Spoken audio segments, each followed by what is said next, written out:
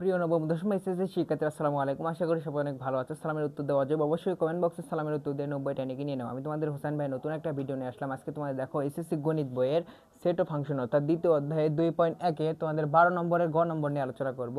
আজকে মাত্র 2 থেকে 3 মিনিটে দেখো এই গ নাম্বারটা একেবারে পানি পানি করে ফেল দেবো। মাত্র 2 থেকে 3 মিনিটে এই অঙ্ক একেবারে পানি পানি হয়ে যাবে। এই অঙ্ক দেখার পরে তুমি বলবা যে এত সহজ অঙ্ক স্যার। দেখো আমরা বেশি কথা না বলে শুরু করি। ভিডিওটা ভালো লাগলে অবশ্যই লাইক করবা, চ্যানেলটি সাবস্ক্রাইব করতে পাশে থাকবে এবং বন্ধুদের মাঝে শেয়ার করবা।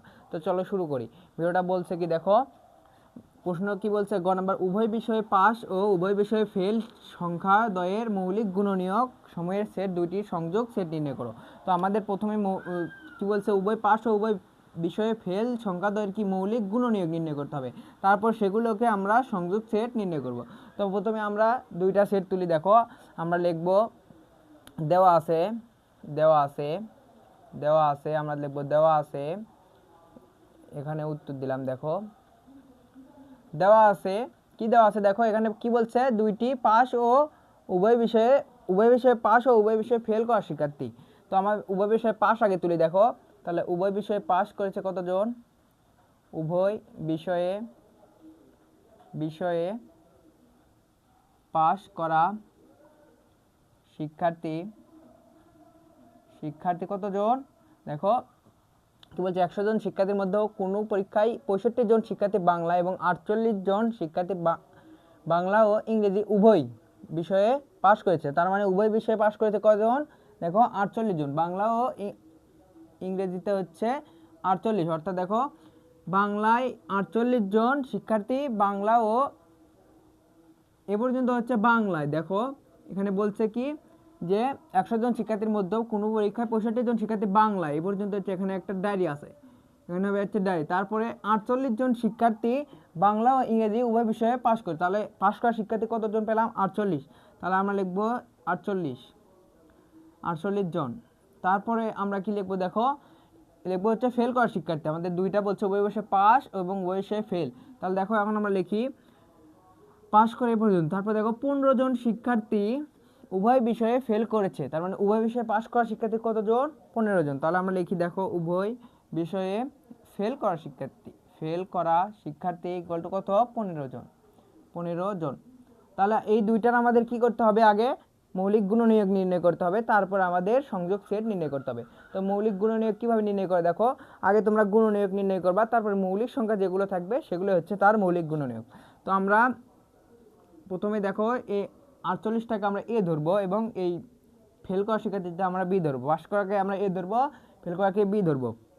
তাহলে আমরা এখানে লিখি, দেখো আমরা এখানে লিখি উভয় বিষয়ে পাস করা শিক্ষার্থী, উভয় বিষয়ে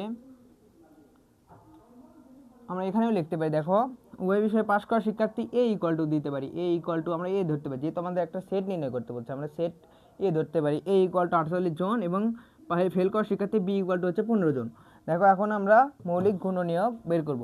তো আমাদের প্রথমে পাস করা শিক্ষার্থী 48-এর মৌলিক গুণনীয়ক বের করি। দেখো এ ইকুয়াল টু দেওয়া আছে কত, 48। তাহলে মৌলিক গুণনীয়ক কীভাবে নির্ণয় করে, দেখো আমাদের যে কোনো সংখ্যা গুণ করে ওই সংখ্যাগুলো হয়ে যাবে, যেগুলো গুণ করেছে আমরা সেগুলোই হবে হচ্ছে তার গুণনীয়ক। ধরো তোমাকে এখানে 12-র আমাদের গুণনীয়ক নির্ণয় করতে বললো, তাহলে তুমি কি করবা, দেখো আমরা যদি 3 গুণন 4 দিই তাহলে কিন্তু আমাদের 12 হয়।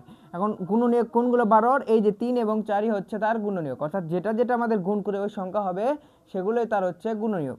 তাহলে দেখো আমরা যদি আরেকবার দিই, দেখো আমরা দিলাম হচ্ছে 10, তাহলে দেখো 5 গুণন হচ্ছে 10, 5 দুগুণ 10, 5 গুণন 2 ইকুয়াল টু 10। তাহলে 10-এর গুণনীয়ক কোনটা, এই যেটা যেটা গুণ করলাম 5 এবং 2 গুণ করলাম না, এই দুইটাই হবে হচ্ছে 10-এর গুণনীয়ক। তাহলে আমরা 48-এর আমরা দেখবো যে কোনটা কোনটা গুণ করলে আমাদের 48 মিলে, সেগুলো হবে হচ্ছে তার গুণনীয়ক। তাহলে কোনটা কোনটা গুণ করলে আমাদের 48 মিলে, দেখো আমরা দেখি।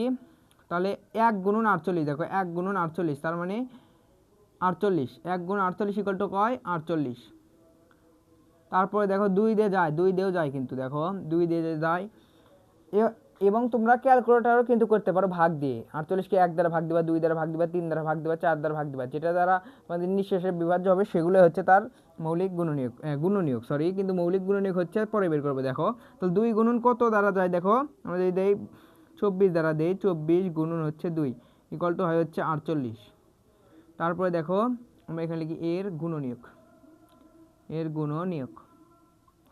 তারপরে দেখো 3 দ্বারা কি যায়, দেখো 3 ষোলং কত হয় দেখো তো, 16 16 32, 3 ষোলং 48, তাহলে 3 দ্বারাও যায়। তাহলে 3 গুণন কত হবে, 3 গুণন 16। তারপরে দেখো 4 দ্বারা কি যায়, হ্যাঁ 4 দ্বারাও যায়। তাহলে 4 দ্বারা দেখি 4 গুণন কত যায়, দেখো 4 যায়, 4 4 যায় দেখো 12, 4 12 48, তাহলে 4 12 48, 48। দেখো যেটা যেটা গুণ করে আমাদের 48 হচ্ছে সেগুলোই তার কিন্তু গুণনীয়ক, এগুলো হচ্ছে তার গুণনীয়ক। দেখো 5 দ্বারা কি যায়, না যায় না। 6 দ্বারা কি যায়, 6 8 48, 6 দ্বারাও যায়। দেখো তাহলে আমরা 6 গুণন কত দিব, দেখা যাচ্ছে কি এখানে 6 গুণন 6 8 48, 6 গুণন 8 ইকুয়াল টু হচ্ছে 48। তারপর 7 দ্বারা কি যায়, না 8 দ্বারা কি যায়, হ্যাঁ 8 দ্বারা তো যায় এখানে।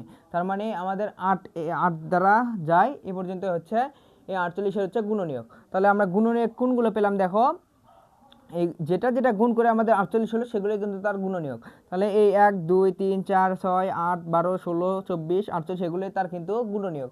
তাহলে এখন আমরা দেখবো এর ভিতর মৌলিক সংখ্যাগুলো কোনগুলো। মৌলিক আমাদের যেহেতু বলছে মৌলিক গুণনীয়ক নির্ণয় করতে বলে, এই গুণনীয়ক বের করতে এগুলোর ভিতর আমাদের এখন মৌলিক সংখ্যাগুলো বের করতে হবে। তো মৌলিক সংখ্যাগুলো কোনগুলো দ্বারা, যেগুলোকে 1 দ্বারা ভাগ যায়, অন্য কোনো সংখ্যা দ্বারা ভাগ যায় না। তাহলে দেখো এখানে হবে হচ্ছে 2, 2 কিন্তু একটা মৌলিক সংখ্যা, 2 একটা মৌলিক সংখ্যা, 3 একটা মৌলিক সংখ্যা। দেখো 4 কিন্তু হবে না, 5 6 হবে না, 8 হবে না, 12 হবে না, 16 হবে না, 24 হবে না, 48 হবে না। কেন, এগুলো হচ্ছে অন্য অন্য সংখ্যা দ্বারাও গুণ যায়। দেখো আমরা যদি 6কে দেই তাহলে দেখো 3 গুণন 2, তাহলে এগুলো হচ্ছে 6। আমরা যদি 8কে দেই, দেখো 8 আছে এখানে, তাহলে 4 গুণন হচ্ছে 2, আমাদের দুইটা সংখ্যা দ্বারা গুণ যায়। তাই এগুলো হবে না, যেগুলো আমাদের গুণ যায় না সেগুলো হচ্ছে মৌলিক, বুঝছো, মৌলিক সংখ্যা। তাহলে আমরা কোনটা কোনটা পেলাম, 2 এবং 3। দেখো 3 কে কি আমাদের কোন কোন সংখ্যা দ্বারা গুণ করে মিলে, দেখো 2 গুণন 1 দাও 2 হবে, অর্থাৎ 3 আমাদের কোনো সংখ্যা দ্বারা গুণ করে মিলে না, তাই 3 হবে হচ্ছে মৌলিক সংখ্যা। তাহলে এটা আমরা পেলাম হচ্ছে 2টা, 2 এবং 3, আর 1 কিন্তু মৌলিক সংখ্যা হবে না। দেখো তাহলে আমরা এখানে পেলাম হচ্ছে 2 এবং 3। তাহলে আমরা লিখি এখানে, দেখো অতএব মৌলিক গুণনীয়ক 48 এর মৌলিক গুণনীয়ক, মৌলিক গুণনীয়ক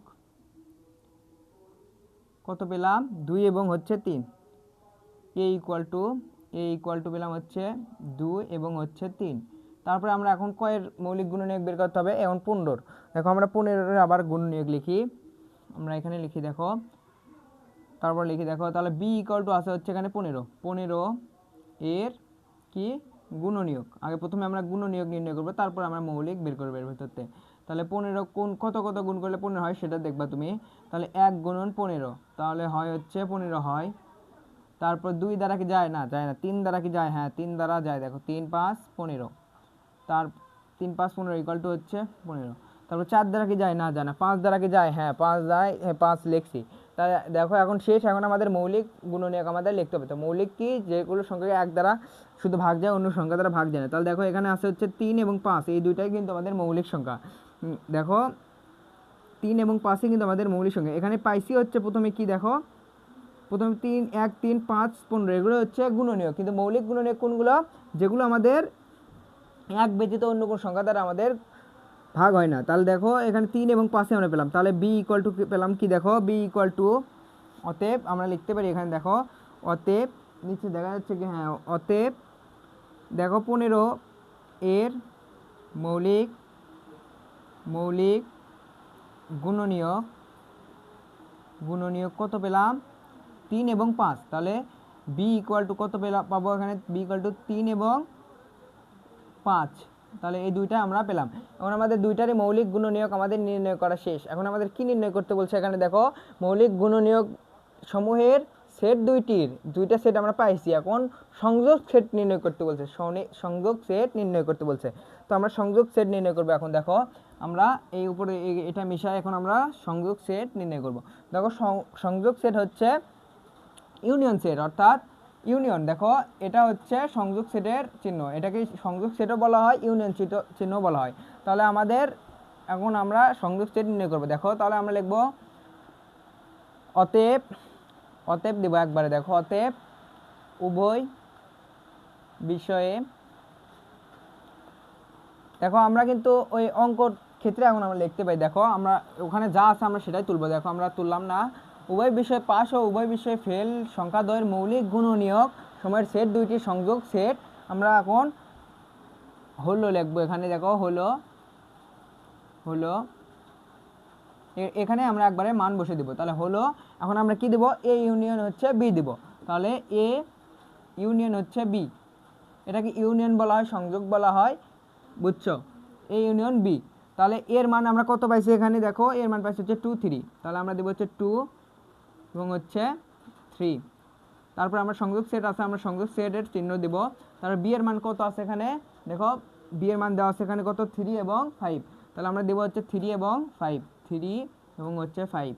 দেখো এই সংযোগ সেটের এখন কাজ কি, সংযোগ সেটের কাজ হচ্ছে কমন আনকমন যা থাকবে সবগুলো আমরা সাজিয়ে লিখবো, যা থাকবে সবগুলো সাজিয়ে লিখবো। তাহলে এখানে কি কি আছে দেখো, 2 3, এখানে আছে 3 5। তাহলে আমরা 2 3 5 লিখবো, যেটা দুইবার আছে আমরা একবার লিখবো। তাহলে এখানে লিখবো হচ্ছে 2 3 5। দেখো এটাই হচ্ছে অ্যান্সার, এটাই হচ্ছে অ্যান্সার। দেখো এখানে তোমরা দিবা যখন উত্তর লিখবা তখন এখানে দিবা হচ্ছে অতএব, অতএব উভয় বিষয় পাস ও উভয় বিষয়ে ফেল সংখ্যাদ্বয়ের মৌলিক গুণনীয়ক সময়ের সেট দুইটি সংযোগ সেট হলো ইউনিয়ন বি। আমরা ইউনিয়ন বি করলাম এবং আমরা উত্তর পেয়ে গেলাম। আশা করি বুঝছো। তো আজকের ক্লাসটি এ পর্যন্ত। ভিডিওটা কেমন লেগেছে অবশ্যই কমেন্ট বক্সে জানাবে। তোমার যদি একটু উপকারে আসে অবশ্যই কমেন্ট বক্সে জানাবে এবং লাইক দিবা। দেখো এইভাবে তোমাদের পুরা গণিত বই একেবারে শেষ করে ফেল দেবো। তোমরা যদি আগেকার ক্লাসগুলো না দেখে থাকো তাহলে তোমার চ্যানেলের প্লেলিস্টে গিয়ে দেখবা, সবগুলো ক্লাস সাজানো আছে। তোমাদের পুরা গণিত বই একেবারে পানি পানি করে ফেল দিব। তোমরা শুধু আমার পাশে থাকবে, অথবা এই চ্যানেলের এই ভিডিওর হচ্ছে ডিসক্রিপশন বক্সে অথবা কমেন্ট বক্সে তোমরা ফেসবুক লিঙ্ক পাবা, সেটাতে অবশ্যই ফলো করে রাখবা এবং এই কমেন্টেও তোমরা ভিডিও লিঙ্ক পেতে পারো। দেখো আমি তোমাদের এই অধ্যায়টা একেবারে শেষ করে ফেল দিলাম, অর্থাৎ 2.1 আমি শেষ করে ফেল দিলাম। এভাবে তোমাদের 2.2 এবং শুধু এই অধ্যায় না, তোমাদের পুরা গণিত বইয়ের যতগুলো অধ্যায় আছে সবগুলো আমি শেষ করে দেবো। তোমরা শুধু আমার পাশেই থাকবা, বুঝছো। তুমি সবগুলো ভিডিও কোথায় পাবা, এই চ্যানেলের হুসাইন একাডেমি 1 চ্যানেলের তুমি প্লে লিস্টে গিয়ে সবগুলো ভিডিও সাজিয়ে পাবা, বুঝছো। তোমার যেটা পছন্দ, তোমার 9 অধ্যায় সমস্যা, 8 অধ্যায় সমস্যা, 6 অধ্যায় সমস্যা, তোমার যে কোনো অধ্যায় সমস্যা তুমি চ্যানেলের প্লে লিস্টে গিয়ে খুঁজিয়ে দেখবা, তোমার সবগুলো ক্লাস সাজানো আছে। তুমি সেখান থেকে তোমার পছন্দ মতো ক্লাসগুলো দেখে নিবা। তো আজকে ক্লাসটি এ পর্যন্তই। পরবর্তী ক্লাসে তোমাদের 2.2 নিয়ে আলোচনা করব, সেই ক্লাসটি দেখার আমন্ত্রণ জানিয়ে আজকে বিদায় নিচ্ছি। তো আরেকবার বলি, যদি তোমাদের একটুও উপকারে আসে থাকে ভিডিওটা তাহলে অবশ্যই লাইক করবা, চ্যানেলে সাবস্ক্রাইব করে পাশে থাকবে এবং বন্ধুদের মাঝে শেয়ার করবা। পরবর্তী ভিডিওটি দেখার আমন্ত্রণ জানিয়ে আজকে বিদায় নিচ্ছি। আসসালামু আলাইকুম।